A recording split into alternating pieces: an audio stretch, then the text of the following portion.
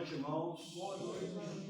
Prazer estar de volta nesta noite, neste templo, para juntos adorarmos ao nosso Deus. É empolgante pararmos para pensar um pouco sobre o Deus que nós adoramos.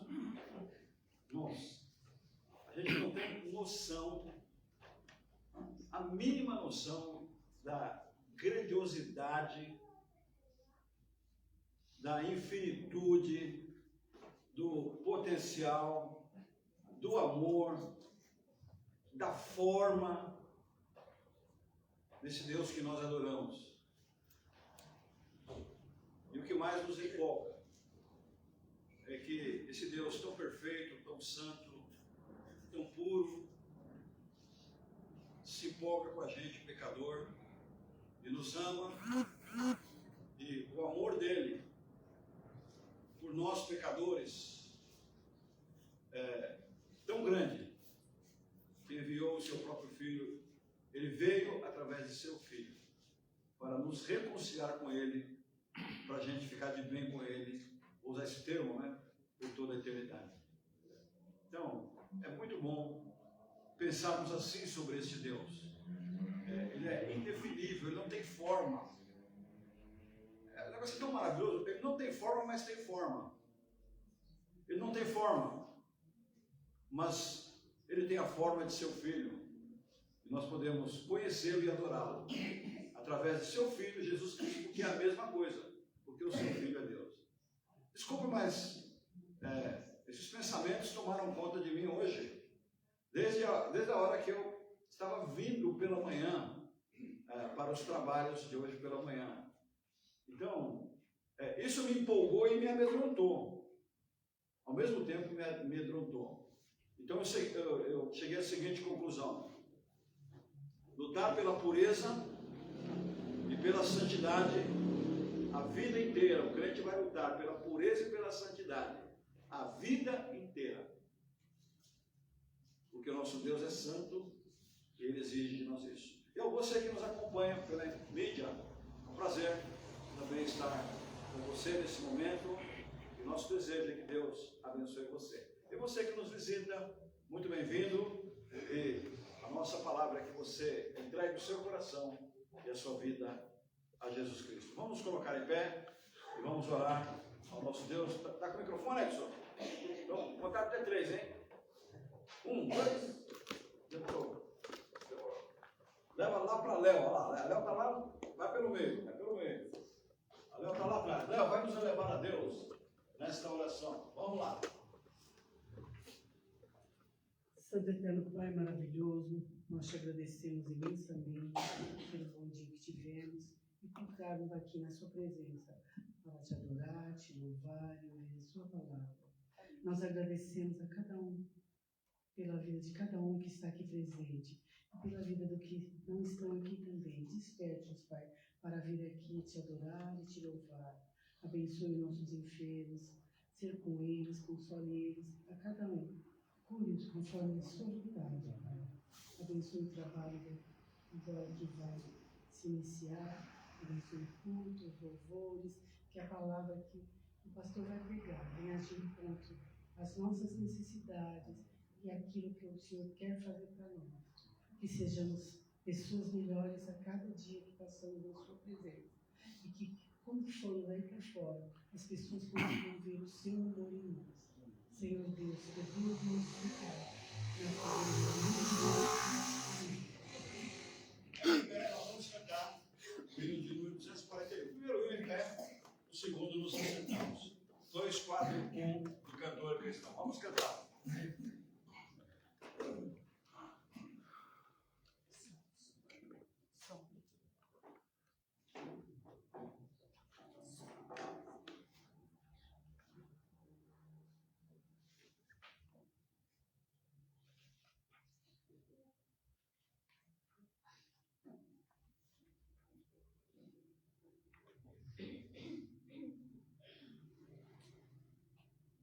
Alguma dificuldade? Alguém ajude lá, por favor. Está na tela.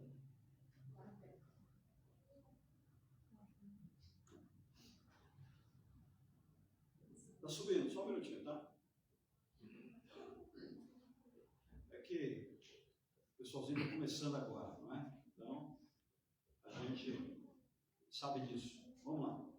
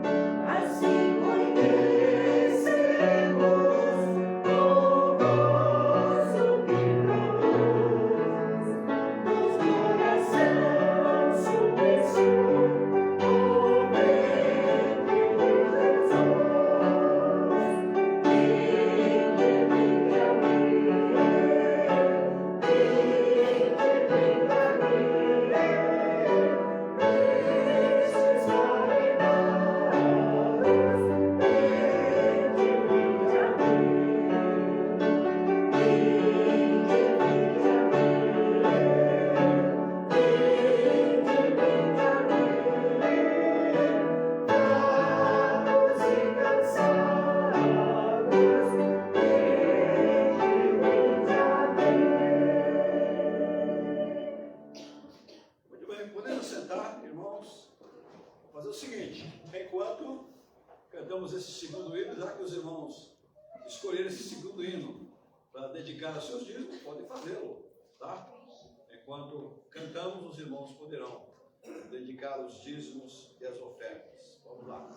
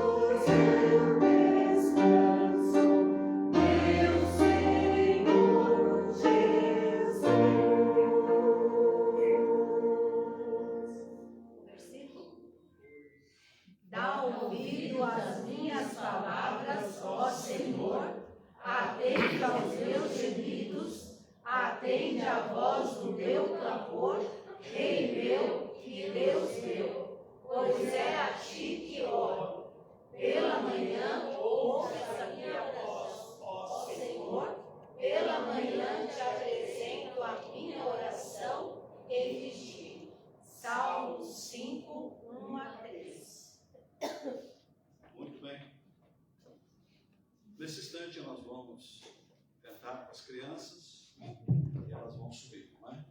As crianças podem vir aqui à frente. A gente gasta aí uns 5 minutos com as crianças, irmãos. Mas estamos investindo nelas, não é? Eu sei que vocês estão cansados de cantar a mesma coisa, não é? Mas você que é amigo, hein? Ok. Muito bem. Tem mais aí? Não, né? Ah, não, ele já. Você é criança? Isso não é criança mais, não. Vamos respeitar, né? Vamos lá, aquele lá? Ah, lá, já está lá, ó. Aquele lá já está lá. Vamos lá? Toca para nós aí. Quero ver vocês cantarem, abre essas bocas, hein? Vocês entenderam? Entendeu, Júlia? Então tá, então vamos lá.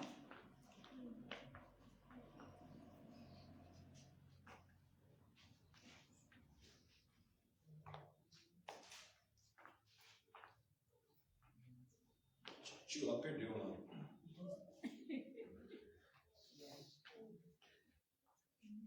Agora eu tô lá, rapaz. Tem criança que não para um segundo, já percebeu? Não vou falar o nome, tá? Para não ficar mal. Vamos lá. Energia. Gênesis. Vamos lá, toca aí.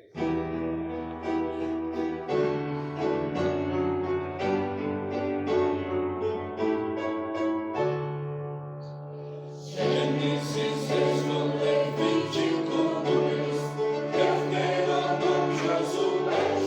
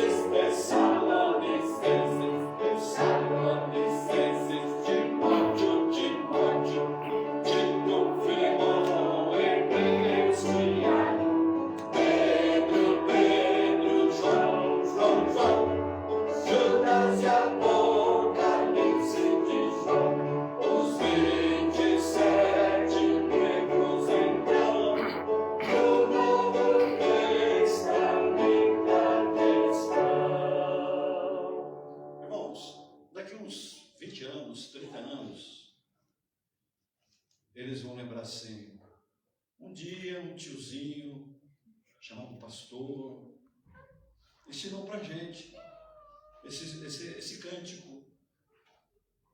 Deu para perceber?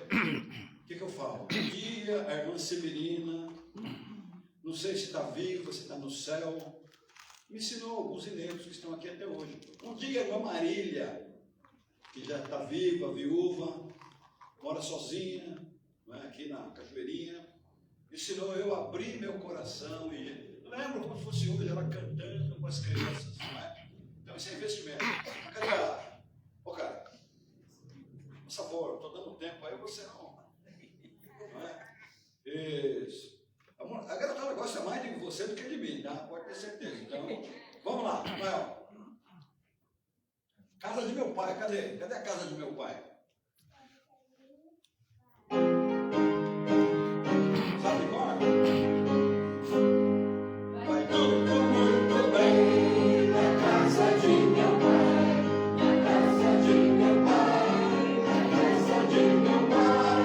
Vai tudo muito bem na casa de meu pai, onde tudo é paz e amor.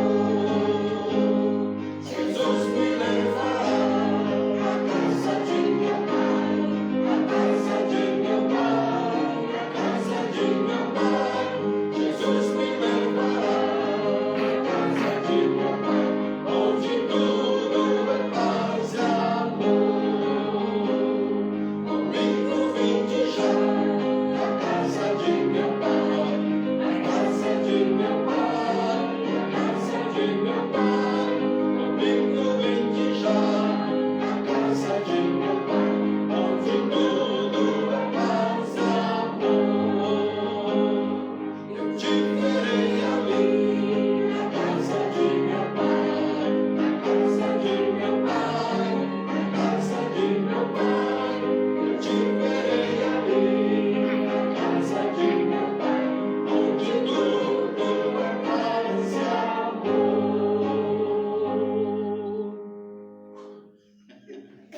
A idade, meus irmãos. Pode subir, criançada. Bom, irmãos, quem vai pregar hoje é o irmão Manuel, tá? Aqui naquele conduz o culto até o final, ok?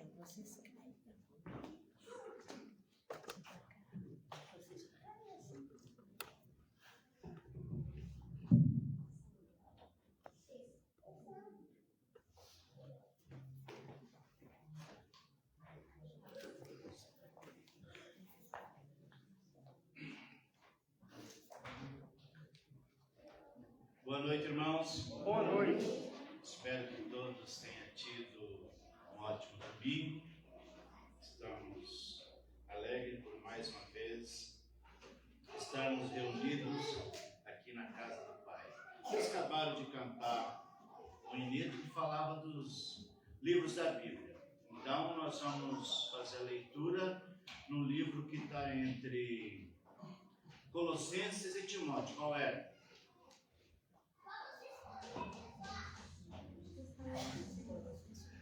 Tessalonicenses. 1 Tessalonicenses, capítulo 5. 1 Tessalonicenses, capítulo 5.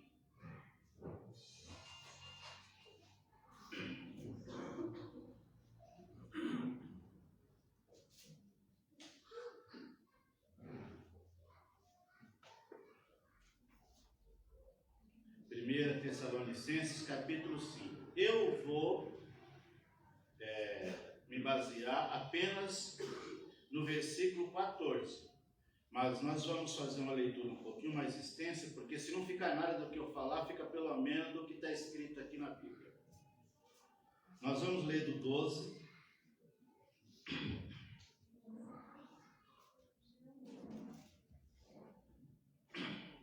Tessalonicenses, capítulo 5,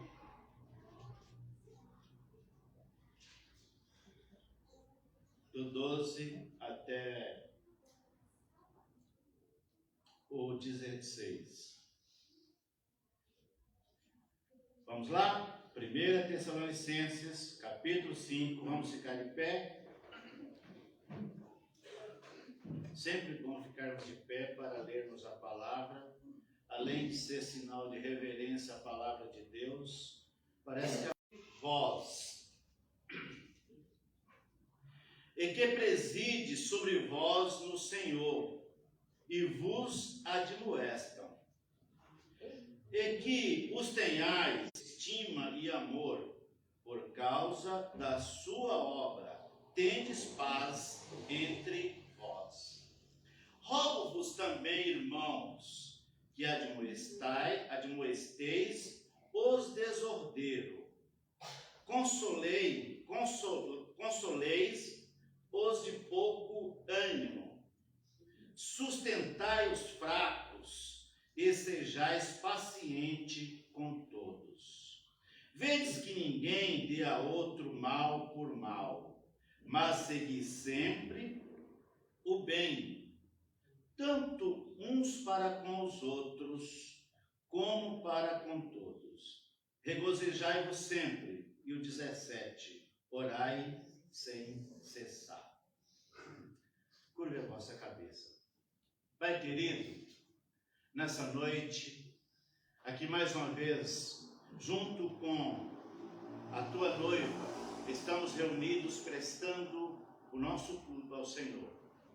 E neste momento nós queremos suplicar ao Senhor graça e sabedoria para falarmos a tua palavra, a palavra que não é nossa. E se o Senhor quiser, nos colocamos à tua disposição para transmiti-la, para falar aquilo que o Senhor quiser que falamos. Temos algumas coisas anotadas, mas queremos que o Senhor fale através de nós. Em nome do Senhor Jesus é que oramos. Amém. Amém.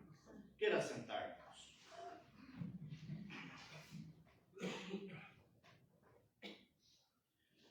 Rogo-vos também, irmãos, que admoesteis os desordeiros, consolei os de pouco ânimo, sustente os fracos, e sejais paciente com todos. A NTLH vai dizer assim: pedimos a vocês, irmãos, que consolem que aconselhem com firmeza os preguiçosos, deem coragem aos tímidos, ajudem os fracos na fé e tenham paciência com todos. Claro, os irmãos sabem que quem escreveu essa carta, quem escreveu essa bela carta, foi o apóstolo Paulo. E quando o apóstolo Paulo escreveu essa carta para esta igreja que havia sido fundada na cidade que leva o nome do livro, em Tessalônica, ele falou com os líderes, com seus líderes, para que eles tratassem de um problema que estava acontecendo entre os irmãos daquela igreja. Um grupo de pessoas, talvez, que não tinha entendido corretamente quando é que Jesus voltaria, porque João, quando escreveu a sua carta, falou: filhinhos, é já a última hora. E talvez baseado nesse escrito, aqueles novos irmãos que haviam se convertido nessa igreja, falou: bom, já que Jesus vai voltar agora, eu não preciso mais trabalhar, eu não preciso mais fazer nada, eu só vou esperar a volta dele. Não compreenderam o que era que Paulo queria dizer. Mas Paulo também, nesse texto, ele buscou um princípio, que foi o que aconteceu logo no início da fundação, da inauguração da igreja, em Atos, no capítulo 2, que era os irmãos se relacionarem, se viverem em harmonia, em comunhão, viver uma coinonia. Bom, o que vou falar é sobre relacionamentos eclesiásticos. E relacionamento não é algo fácil. Convivência não é algo muito fácil. Alguns costumam dizer que para você conhecer uma pessoa, você precisa comer um saco de sal com ele. Isso quer dizer que precisamos de muito tempo de convivência, um ao lado do outro, vivendo uns com os outros, para que possamos conhecer. Mas, mesmo assim, há algumas discordâncias. Mas o que Paulo queria dizer é que esses irmãos, esses novos irmãos, desta nova igreja, precisava respeitar uns aos outros, precisava viver em harmonia. Uma palavra grega que aparece lá no segundo capítulo de Atos dos Apóstolos é koinonia, viverem em comunhão, participarmos junto dos mesmos objetivos. Mas mesmo quando nós concordamos em muitas coisas, podemos discordar em algumas, mas isso precisamos ter respeito uns pelos outros. O apóstolo Paulo fundou a igreja de Tessalônica durante a sua segunda viagem missionária, como está em Atos, no capítulo 17, de 1 ao 10. Tessalônica era a capital da província romana da Macedônia, onde ficava também a cidade de Filipos e Bereia. Macedônia, Capadócia, formavam junto o que hoje é o país da Grécia. Os tessalonicenses não eram judeus, eram pagãos ou gentios. Eles deixaram a idolatria, porque logo se converteram ao Senhor, então deixaram aos seus antigos costumes, e isso é o normal que aconteça com cada um daqueles que entrega a sua vida para Jesus, porque Paulo diz que agora somos nova criatura, as coisas velhas se passaram. Se ainda estamos vivendo na nossa antiga vida, se não houve essa mudança em nós, alguma coisa está errada. Isso é o que Jesus disse para Nicodemos: precisamos nascer de novo, precisamos ter uma regeneração. Não é tomar um banho no batismo, é sofrer uma palavra que é mudança de mente, uma metanoia, mudar o nosso interior, mudar a nossa forma de pensar. Então, Paulo, esses irmãos deixaram a idolatria que eles praticavam antes para servirem ao Deus vivo e verdadeiro, conforme Tessalonicenses 1:9. Foram perseguidos pelos seus patrícios. Aí aqueles que, da sua mesma pátria, os demais da cidade de Tessalônica, que não havia se convertido ao cristianismo, perseguiram. Tessalonicenses 1, de 2 a 14. Paulo ficou impressionado com a fidelidade desses cristãos de Tessalônica, por eles não serem judeus. E Paulo, nessa carta, não fala das leis de Moisés, nem das passagens do Antigo Testamento. Essa é uma curiosidade que está em Tessalonicenses. Paulo não aborda sobre as leis, nem as passagens do Antigo Testamento. Ele foca apenas na nova aliança. Agora eu quero discorrer nesse versículo que nós lemos. Rogo-vos. Paulo estava dirigindo a um pedido aos seus comandados, aos pastores da igreja, aos presbíteros da igreja, aos diáconos da igreja, aos responsáveis pelos ministérios da igreja, pela liderança da juventude, pela liderança dos casais, pelo departamento, pelo ministério da música. Rogo a vocês, e principalmente aos pastores da igreja, que aconselhem e faça isso com firmeza aos preguiçosos, aqueles que tinham parado de trabalhar, por não ter entendido quando Jesus voltaria, eles entendiam que fosse logo imediato, eles recusaram a trabalhar. E o que ele disse é que viva do trabalho.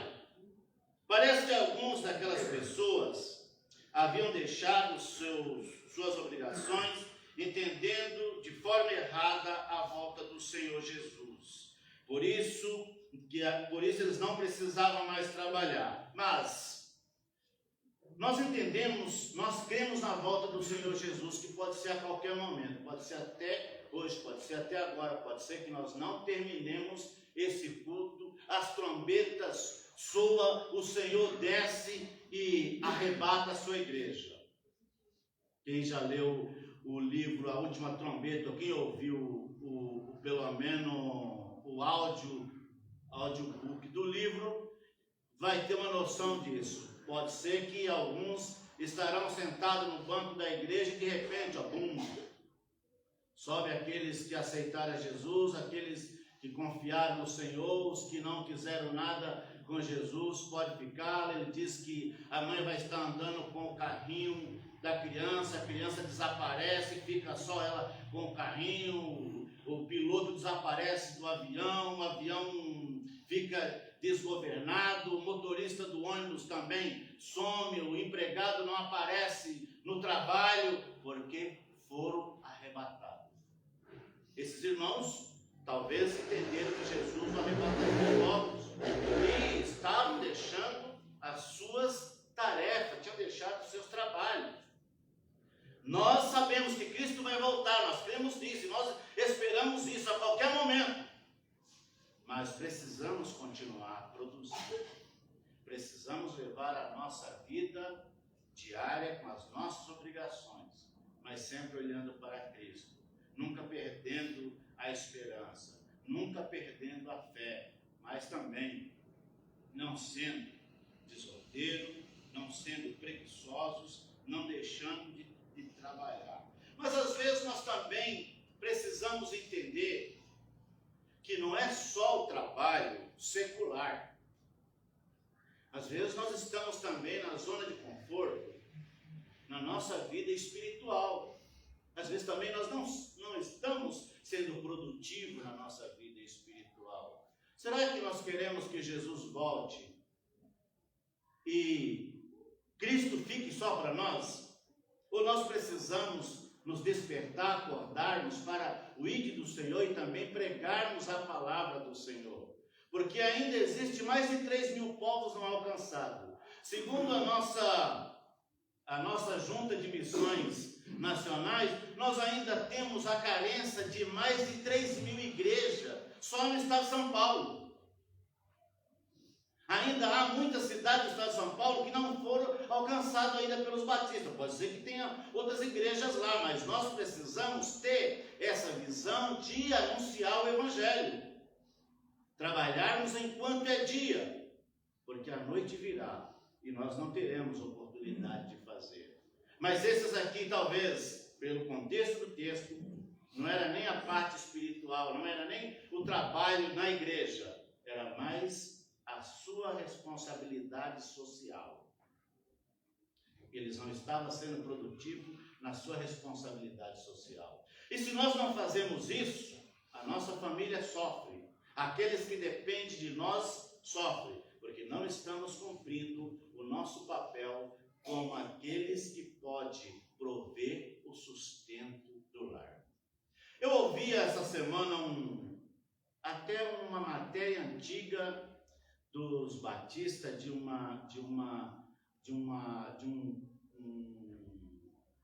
era um programa de rádio, escola bíblica no ar. E o pastor contava uma história que ele morava perto de duas casas muito idênticas, muito bonita. As duas tinham a mesma fachada, as duas tinham um jardim parecido, só que uma tinha um jardim bem cuidado, bem limpo, bem organizado. Ele disse que dava gosto de você olhar para aquele jardim. O outro tinha um jardim mal cuidado. Na linguagem dele, ele falou que estava cheio de lesma, estava cheio de mato, estava mal cuidado. Aí ele tirou a lição dizendo: esse que cuida da casa é um homem trabalhador. Esse que não cuida desse jardim é um homem preguiçoso. Ele não usufruía do jardim que ele tinha, porque não tinha coragem de cuidar, segundo a visão desse pastor que estava contando nesse programa. Talvez esses irmãos aqui passassem por isso. E talvez nós também passamos por isso. Talvez alguns de nós já passamos por isso. Porque não paramos em algum emprego, porque achamos todo lugar que a gente vai, a gente é perseguido, mas nós como cristãos precisamos dar bom testemunho. Eu estava fazendo serviço numa casa esses dias, e aí a senhora que trabalha lá falou para mim: eu trabalho nessa casa já há 20 anos, e em outra eu trabalho há 15 anos. Aí eu perguntei para ela: você deve gostar muito dos seus patrões e se dar muito bem com eles. Ela falou: nem sempre, tem hora que eu tenho que engolir sapo, mas eu preciso do trabalho, por isso eu aceito as condições. Às vezes a necessidade ou a responsabilidade de levar o sustento para o lar faz com que nós pensamos assim. 1 Tessalonicenses diz assim no versículo 11, e eu acho que eu esqueci de marcar o versículo, o capítulo, marquei só o versículo. Procurai viver em paz, tratem dos seus próprios assuntos e viva. Na verdade, um versículo anterior desse mesmo capítulo, nós começamos no 12, é o 11. Então, procurem viver em paz, tratem dos seus próprios assuntos e viva do seu próprio trabalho, como já dissemos antes. Ou melhor, esse não é o versículo, é um comentário que eu anotei referente ao versículo. 2.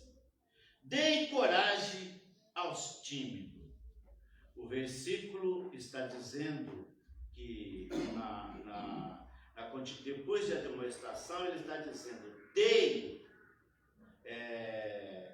depois que ele diz: admoestam aos desordeiros e consolei os de pouco ânimo. É a mesma coisa que ele estava dizendo: dê ânimo aos tímidos. Existem pessoas que são muito fáceis de ser desanimadas. E nós precisamos animá-los, precisamos encorajá-los a enfrentar as dificuldades dos dias. Na época que nós vivemos, não é muito fácil, as pessoas vivem, às vezes, desencorajadas, pela situação que vive a nação, pela situação que vive a sociedade, as pessoas vivem com medo. Mas, talvez não diferente desses aqui, esses irmãos que haviam sido perseguidos pelos seus patriotas, Paulo estava dizendo que agora era a hora de eles serem animados, deles serem fortalecidos, animá-los, que Jesus vai voltar. Animá-los, preciso animar os irmãos, que Jesus vai voltar a qualquer momento. Que, como dizia Paulo, que as lutas que nós passamos nos dias odiernos, nos dias atuais, não se compara com a glória que há de ser revelada. O que Deus tem para nós é muito maior. Por isso vale a pena não desanimarmos, não desistirmos, não andarmos apenas alguns quilômetros na fé, mas caminharmos até o fim da nossa jornada. Em momentos de lutas e perseguições, como parece o que estava acontecendo com aqueles irmãos, era e é importante encorajar os mais fracos. Como podemos ver em Hebreus, no capítulo 12, no versículo 12. Portanto, levante as mãos cansada e fortaleça os joelhos enfraquecidos. O versículo 3 diz: dê por caminho aplanado para aqueles que têm pé aleijado, para que não manque, mas que seja curado. Então, o Paulo está dando ordem para os seus obreiros encorajar os fracos, e o escritor aos Hebreus, neste texto, também está dizendo que nós devemos, que nós, como cristão que sofremos uma transformação, como servos de Deus que já fomos transformados pela graça de Deus, e que você que já adquiriu um pouquinho mais de experiência, um pouquinho mais de maturidade na fé, tem a responsabilidade de animá-los, de animar aqueles que você considera que é mais fraco, aqueles que você que é um pouquinho, que o nível espiritual deles está menor. Mas o problema é que às vezes nós temos a dificuldade de conviver com aqueles que são mais fracos do que nós. Eu percebo que em muitas igrejas por onde nós já tivemos oportunidade de passar, percebemos que existem pessoas que chegam na igreja carregados, destruídos espiritualmente, destruídos emocionalmente, destruídos como família e como pessoa. E a igreja ajuda, os irmãos ajudam, a igreja tem paciência de vê-los caminhar e se firmar na fé. Depois de alguns anos, de alguns meses, de alguns anos, aquele irmão que foi tratado, que foi ajudado, está agora um pouquinho mais forte na fé. Ele é o primeiro a apontar o dedo para os defeitos dos irmãos e não saber tolerar a fraqueza dos irmãos. Saiba de uma coisa, que os mesmos defeitos que você costuma apontar para os outros, fulano tem esse, aquele, mas aquele defeito. Muitas vezes nós temos também os mesmos defeitos. Só que é muito mais fácil enxergar os defeitos dos irmãos do que enxergar os meus. Sabe por quê? Porque, como Jesus disse, muitas vezes nós estamos agindo como pessoas hipócritas. Estamos com uma trave no olho. Estamos com uma travanca no olho, com um poste enfiado no olho e queremos tirar o cisco que está no olho do outro irmão. Como eu não enxergo, eu não estou enxergando bem, porque estou com uma venda no olho, estou com uma trave no olho, estou com um cisco, com tampa bem maior no olho. Como que eu vou tirar o cisco do olho do irmão? Essa é a tolerância que Paulo estava dizendo que precisava haver entre aqueles irmãos. Essa é a tolerância que precisa haver entre nós agora. Por que nós temos que ter essa tolerância? Porque nós vivemos em comunhão. Porque a marca do cristianismo é amor, não é passar a mão na cabeça daqueles que erram, os que manquejam, nós precisamos fazer vereda direita para eles caminhar. Os que estão fracos, nós devemos estimulá-los na fé para que eles se fortaleçam em Cristo. Não é concordar com os erros, com os pecados deles, mas é não colocar tropeço diante deles, é não fazer com que eles desanimem do caminho, é ajudá-los a enxergar melhor, a prosseguir melhor, a andar no caminho, a caminhar junto. Precisamos caminhar junto com aqueles que nós achamos que são fracos e não nos separarmos deles.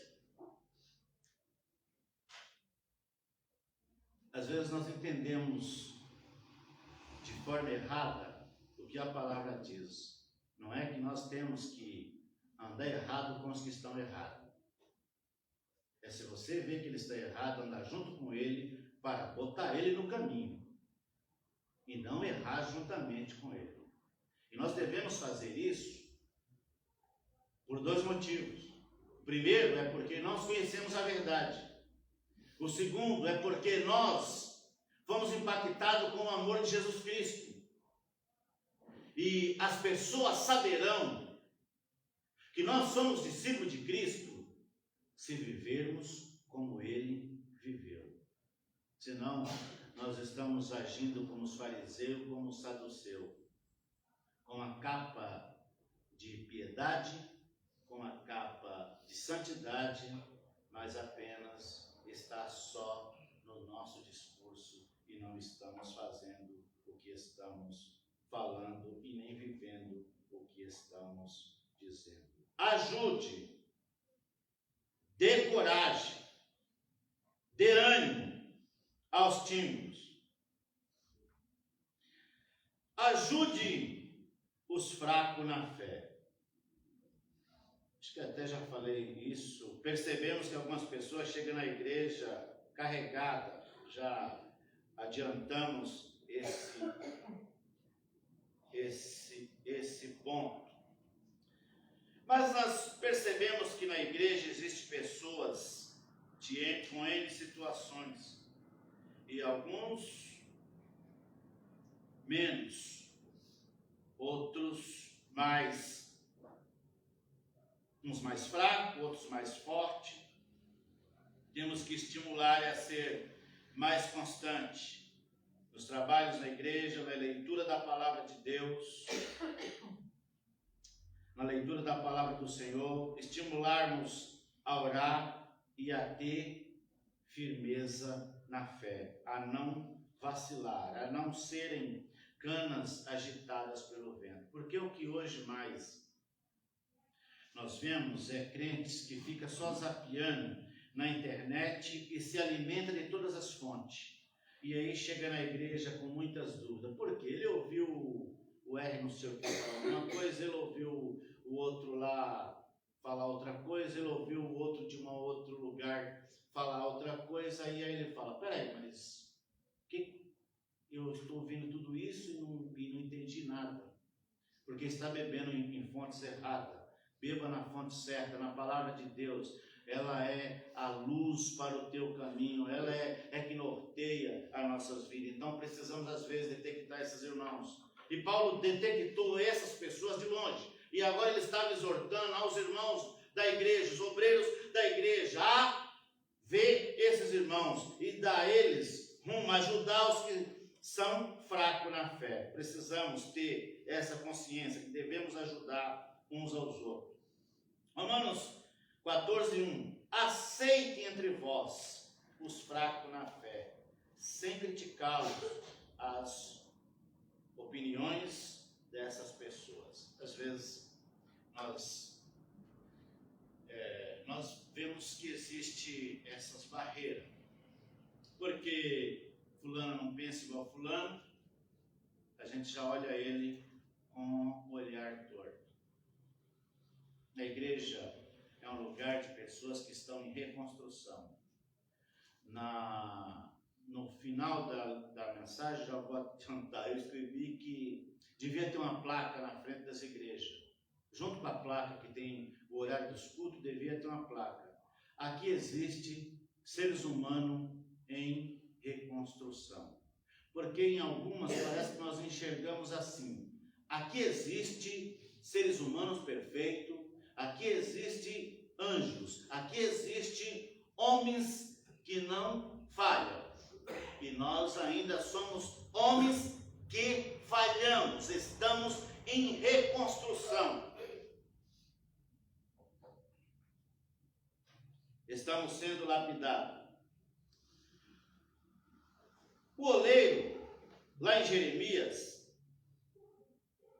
quando estava construindo o vaso, Deus disse a Jeremias, desce lá à casa do oleiro, veja o que o oleiro está fazendo. E o texto de Jeremias diz que o oleiro estava construindo um vaso, e o vaso parecia belo. Mas de repente, em uma conjectura minha, ele deu uma acelerada naquele dispositivo que modela o vaso. Eu não sei o nome daquele dispositivo lá, eu sei que é um negócio que gira, ele pisa lá nele e igual uma roda de fiar, e aquilo vai... Hoje já deve ter motorizado, mas na época do profeta era algo manual. E você pisa e aquele bolo de barro em cima daquele negócio vai girando, ele vai modelando, vai dando forma e aquele vaso vai ficando uma obra de arte linda. Mas de repente eu conjecturo que parece que ele deu uma acelerada naquele dispositivo e o vaso, olha, foi no chão, arrebentou, quebrou, espedaçou. E calculo que o lugar estava com algumas impurezas. Aquele oleiro pega aqueles barros, aquele monte de barro destruído, limpa aquele barro, purifica ele, modela, coloca ele no dispositivo, modela ele novamente, coloca água, umedece aquele barro, bate ele, limpa ele, amassa ele, trabalha ele naquele dispositivo e o final foi um vaso mais bonito do que o primeiro. Saiba que você que está me escutando agora pela mídia, eu não sei qual é o estado da sua situação. E nós que estamos aqui também. Talvez nós somos esse vaso que precisa ser amassado, ser tratado pelo Senhor. E para esse processo talvez produz algumas dores, porque quando Deus trata conosco para nos modelar, para fazer um vaso novo, às vezes precisamos de alguns apertos. Mas Ele vai trabalhar nesse vaso para fazer dele um vaso novo. Como Ele fez, como Ele mostrou para Jeremias, que foi o que aconteceu com o vaso na casa do oleiro. E Deus disse para Jeremias, não posso eu fazer assim com a casa de Israel, não posso fazer essa transformação com a casa de Israel. Essa transformação que Jesus veio para fazer na nossa vida. Essa transformação que Deus mandou o Senhor Jesus para fazer na nossa vida. Para transformar a nossa vida que era destruída, envolvida com tudo que não presta, escravo das bebidas, escravo da idolatria, escravo das prostituição, escravo em todas as situações ruins, que só estava levando a nossa vida à miséria. Mas Jesus mandou Jesus para nos transformar, para fazer de nós novas criaturas. Era isso que Paulo estava dizendo para os seus obreiros, dizer, essas pessoas que se converteram nesta igreja são novas criaturas, precisa ser tratado, precisa ser ensinado. E é isso que Deus está fazendo comigo e com você aqui nessa igreja. Aqui nós estamos sendo modelados, nós estamos sendo tratados. Aqui é o hospital que Deus está consertando, sarando as nossas feridas. Jesus está neste lugar, como sempre esteve na sua palavra, dizendo na sua palavra, onde estiver os seus, ele ali está no nosso meio. Ele só está aqui porque você está aqui, porque nós estamos aqui, e o propósito dele estar aqui é sarar as nossas feridas, é transformar, é nos fazer um vaso novo, é nos fazer uma pérola brilhante. Aquele que veio para roubar, matar e destruir, não vê esse valor em nós. Ele só veio para tirar de nós o que é mais precioso. Ele começou a fazer isso lá no Jardim do Éden. Mas Deus lá já fez uma promessa. Que aquele que nasceria da semente da mulher, restauraria, reconstruía essa imagem que estava arranhada. Repararia os erros que o pecado causou. Pagaria o preço da dívida que não foi contraída por Jesus, mas por nós. E saiba você que a dívida do pecado é impagável. Pedro diz que não, nem prata e nem ouro, nem a prata nem o ouro poderia pagar. Somente Jesus pôde pagar o preço pelos nossos pecados. E lá em João, ele registra quando estava nos últimos instantes na cruz, tetelestai, está consumado, está concretizada aquela tarefa que o Pai tinha prometido, ainda lá no Jardim do Éden, a primeira promessa que Deus fez, havia se cumprido naquele momento. O véu do templo se rasgou de alto a baixo, a graça foi inaugurada. Agora o miserável pecador podia ter contato com Deus, podia ter os seus pecados purificados, porque o sangue de Jesus Cristo nos purifica de todo pecado. Por isso que João, quando no capítulo 1, 29, ele diz para os seus discípulos: eis aí o Cordeiro de Deus, é ele que tira o pecado do mundo, vocês não precisam se preocupar em me seguir, siga ele, porque ele é que tira o pecado do mundo. Ele não cobre, não é como os judeus fazem até hoje o dia do Yom Kippur, o dia de cobrir pecado. Ele não cobre pecado, ele nos limpa de toda mancha, ele nos purifica, ele nos deixa mais alto do que a neve. Isso não é mérito nosso, não é algo que nós estamos fazendo para merecer. É obra da graça, da misericórdia de Deus. Esses irmãos, e Paulo estava escrevendo para eles, haviam feito isso. Conheceram a Jesus, entregaram as suas vidas. É um vaso que está em processo de transformação. Tenha paciência com todos. Paciência não é algo muito fácil, não, irmãos. Ter paciência não é algo fácil. É difícil a gente ter paciência com aquelas pessoas que falham. Nós temos a tendência sempre a cobrar e não ter paciência com os outros. Não ter paciência para ensinar, para ver as pessoas. Não ter paciência para caminhar junto. Nós queremos que as pessoas cheguem pronto. Mas Augusto Cury, no livro que ele fala sobre Jesus, se não me engano é o homem mente mais brilhante da história, o homem mais brilhante da história, alguma coisa assim. Ele diz que fez uma pesquisa sobre Jesus, e o propósito dele era encontrar alguma falha em Jesus. E aí ele disse que não encontrava. Todas as pesquisas dele davam que Jesus era um homem perfeito. Ele disse que como pode um homem pegar 12 sujeitos, como era Pedro, João, Tiago, André, todos esses apóstolos, com culturas diferentes, pensamentos diferentes, temperamentos diferentes. Ele trabalhou, lapidou eles e fez eles trabalharem junto e ainda serem frutíferos. Isso é o que Jesus faz conosco. E nós precisamos aprender a fazer com os outros, caminhar junto e ter paciência. Ter paciência com os fracos. Não falando isso dirigindo a uma pessoa específica, falando àqueles que são discípulos, como somos todos nós. Disse Jesus em Lucas 14, 27. E quem não tomar a sua cruz e vir após mim, não pode ser meu discípulo. Quem não tomar a sua cruz e não ir após ele, não pode ser discípulo dele.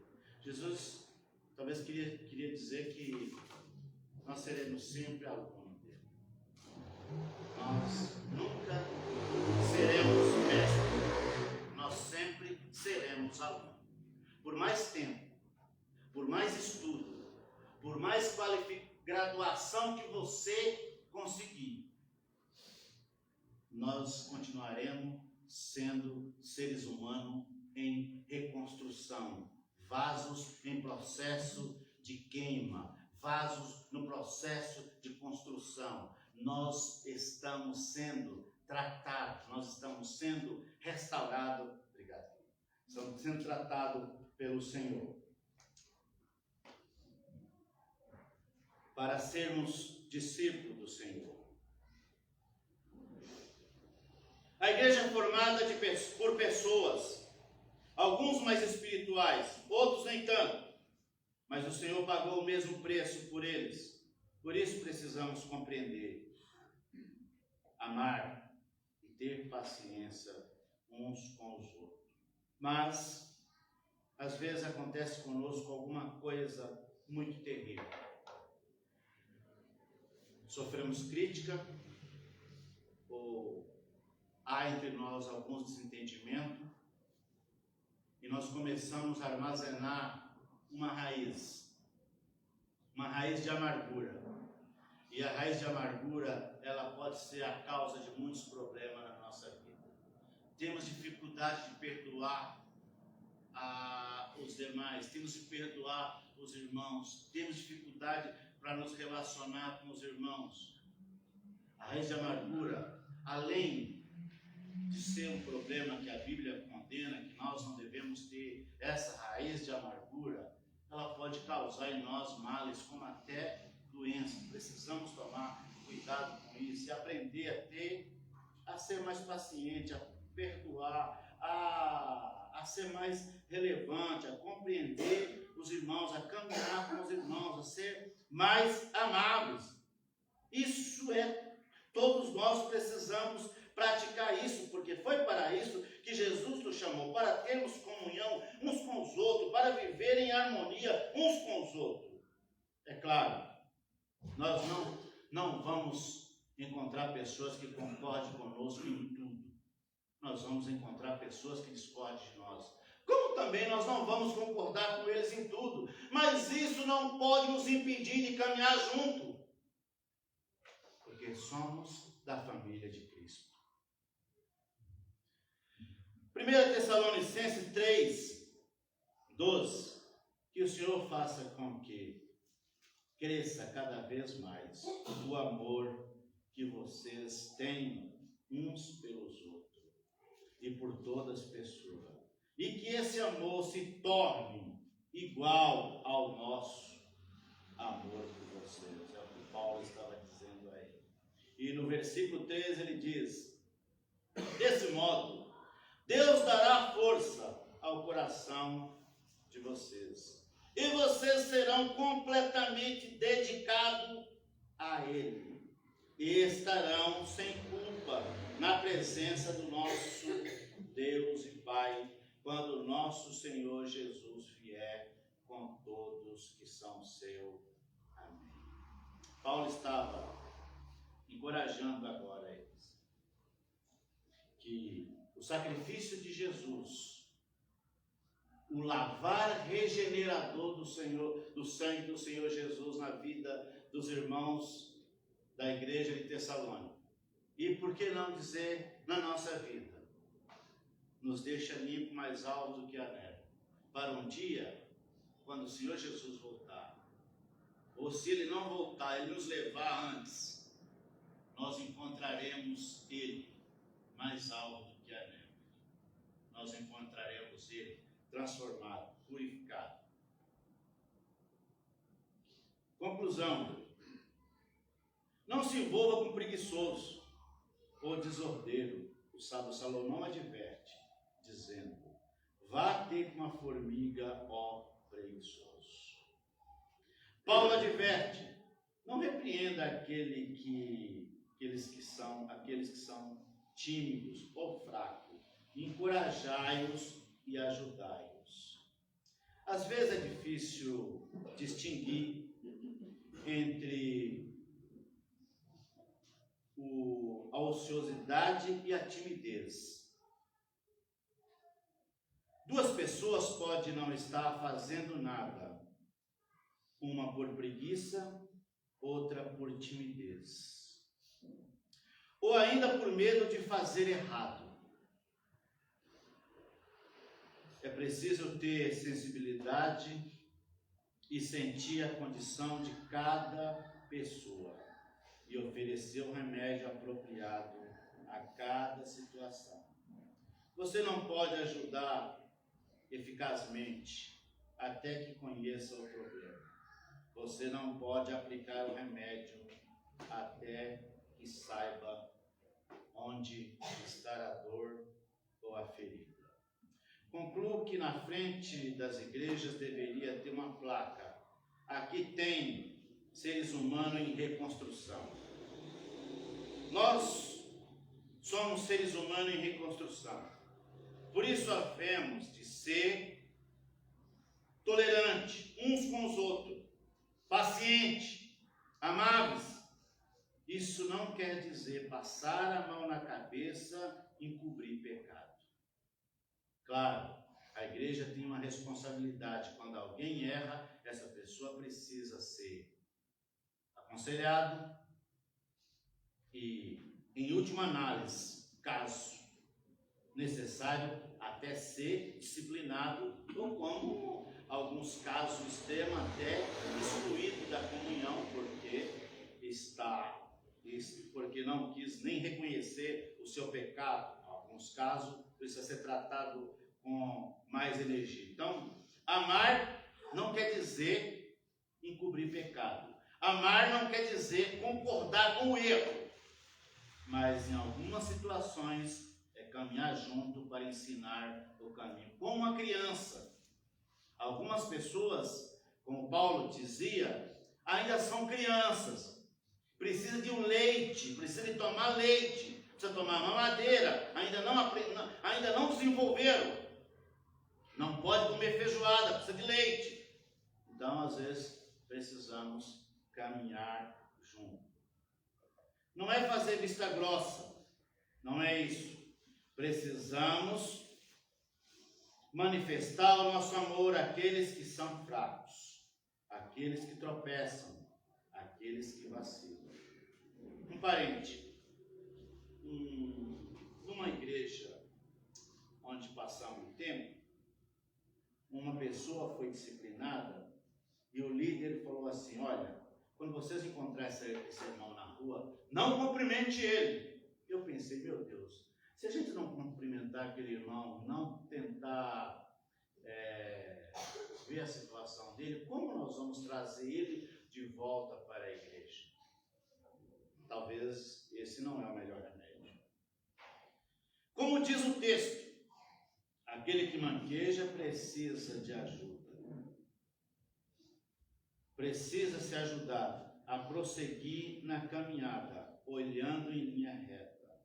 Quem sabe o nosso estímulo de amor a ele consegue encorajar a não errar, a enxergar o alvo, a não errar o caminho. Esse talvez fosse o objetivo que Paulo queria que aqueles irmãos tivessem. Que ensinasse aqueles novos irmãos de Tessalônica a não errar o caminho. Alguns estavam errando o caminho. Muitos nos nossos dias erram o caminho. E muitos erram porque bebem na fonte errada. Muitos erram porque são fracos. Muitos erram também porque são obstinados, não querem ouvir a palavra. Jesus continua falando e eles não querem ouvir.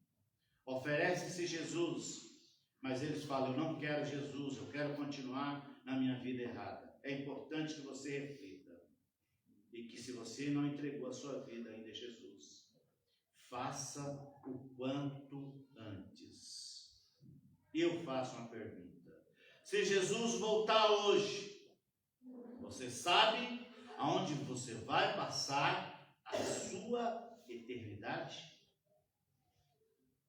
Vocês que me ouvem aqui e os irmãos que nos ouvem na internet, você sabe onde você vai passar a sua eternidade? Eu sei que quase todos aqui sabem disso, mas se você tem essa dúvida, pense um pouquinho. Se Jesus voltar hoje, aonde é que você vai morar? Jesus tem uma linda casa, E Ele quer que nós sejamos os hóspedes dessa casa.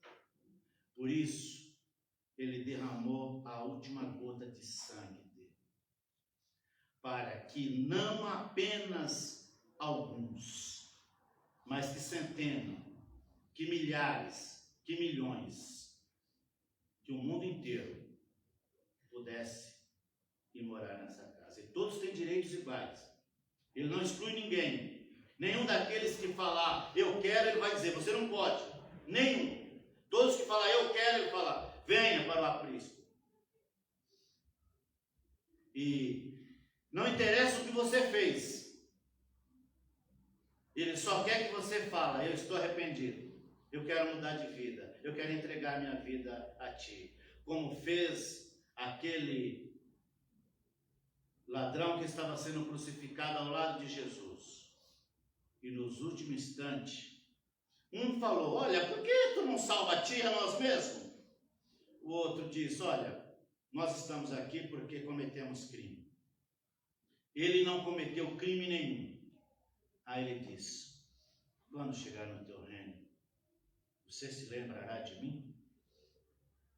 Ele falou, agora mesmo, hoje mesmo você estará comigo no paraíso. Hoje mesmo você estará comigo no paraíso. Esse lugar aguarda a todos nós que estamos em reconstrução, porque já levantamos a nossa mão e recebemos Jesus. Se você ainda não fez, hoje é o dia de fazer, receber Jesus como Senhor. Nós vamos adorar o Senhor com o hino, o último hino da noite, hino 303, é isso mesmo, 303. Vamos ficar de pé para adorar o Senhor com o 303.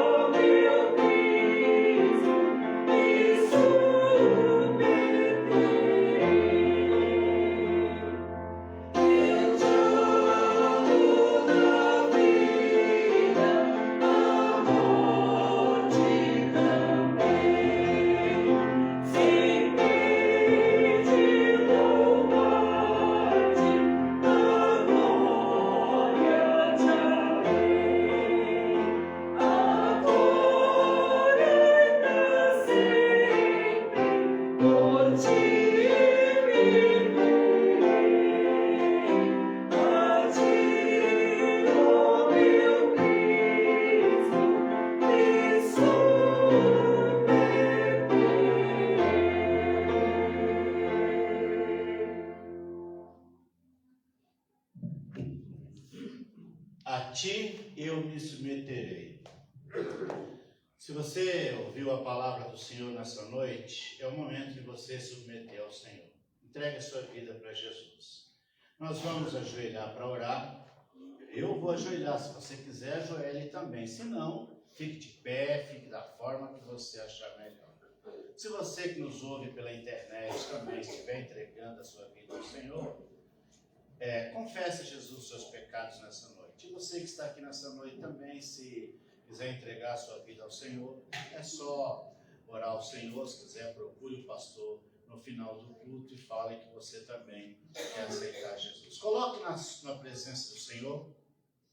Fale para Ele qual é as suas lutas, qual é as suas dificuldades. Jesus é poderoso para trazer uma mudança na sua vida e te surpreender nessa noite. Vou dar a você alguns segundinhos para você orar, depois eu terminarei orando. Oremos.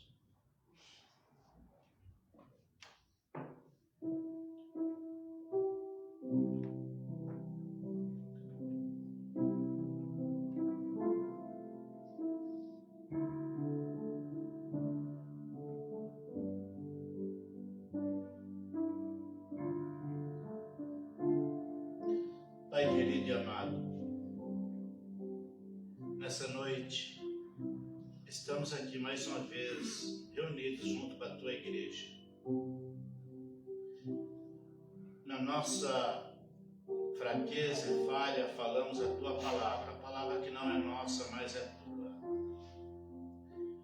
Eu peço ao Senhor pela vida de cada um dos meus irmãos que aqui se encontram reunidos, Pai. O Senhor conhece a cada um deles. Sabe os pontos fortes, os pontos fracos de cada um deles. O que eu te peço é que o Senhor nos encha de graça e de amor, Pai, para que possamos amar, viver em comunhão e termos paz e harmonia entre nós. Compreender a cada um dos nossos irmãos.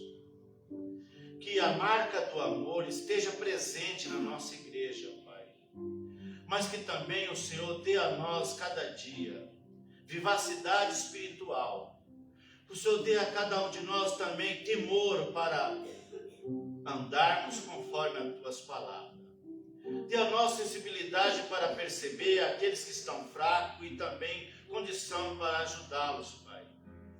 E aqueles, Pai, que porventura estão fracos, que sejam fortalecidos na graça. Também eu te peço, Pai, por aqueles que estão longe dos teus caminhos, que eles retornem para ti. Eu te peço por aqueles que estão enfermos, por aqueles que estão desanimados, por aqueles que estão atravessando alguma dificuldade, alguma luta, seja ela qual for, a área ou espiritual ou secular, que o Senhor alcance eles nessa noite. Que o Senhor venha trazer paz ao coração deles. Que o Senhor venha trazer alegria ao coração deles. Mas também peço que o Senhor venha os estimulá-los, Pai, a caminhar reto nos teus santos caminhos. Fortaleça espiritualmente aqueles que estão fracos. Dê vivacidade espiritual a cada um de nós. Traz um avivamento na nossa vida. Traz um avivamento na tua igreja. Abençoe cada um dos teus filhos. Abençoe aqueles que nos acompanham pela internet. O Senhor conhece cada um. Sabe das lutas e dificuldades de saúde, aqueles que estão enfermos. Abre porta de emprego para aqueles que estão desempregados, Pai. E dê coragem, Senhor, àqueles que estão tímidos, àqueles que estão desanimados. Nós te suplicamos, Pai, em o nome do Senhor Jesus. Amém. Podeis assentar, irmãos? Agora nós vamos para a terceira parte. Foi a primeira parte, segunda parte, agora vamos para a terceira parte, o momento de louvores. Os irmãos têm umas músicas, alguns hinos preparados, hinetos preparados para adoração. Vamos adorar juntamente com eles. Provavelmente eles vão mandar vocês ficarem de pé, então não sei como que vai ser, eles vão decidir com vocês. Depois dos hinetos, a palavra está com o pastor.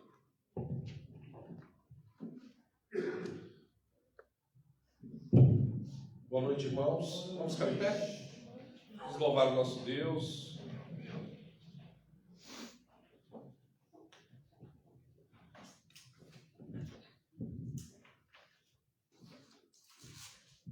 O primeiro hino que nós iremos louvar ao Senhor é Buscai Primeiro.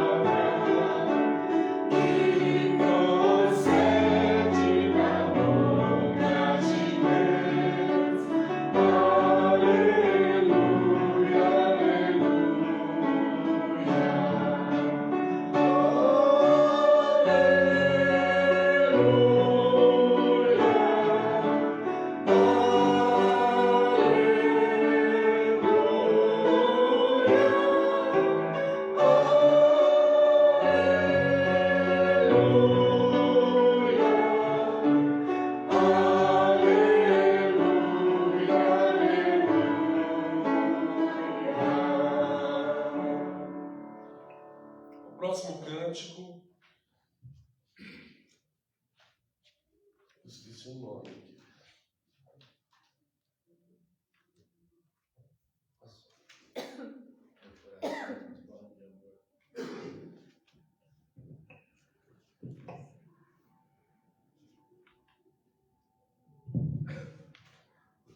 Meu coração.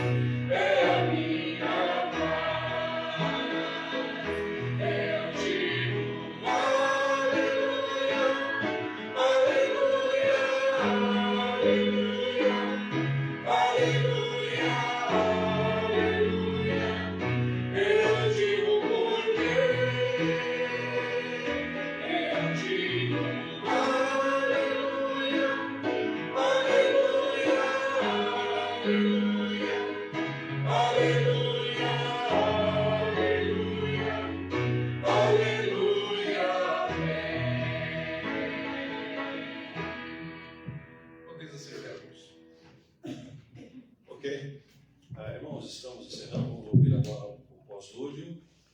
E eu quero agradecer aos irmãos por terem vindo ao culto. É meio ironia, né? O pastor agradecer, mas eu quero agradecer. Estou feliz pelos irmãos terem vindo. Que Deus abençoe vocês e dê uma boa semana para vocês, tá? Após o pós-lúdio,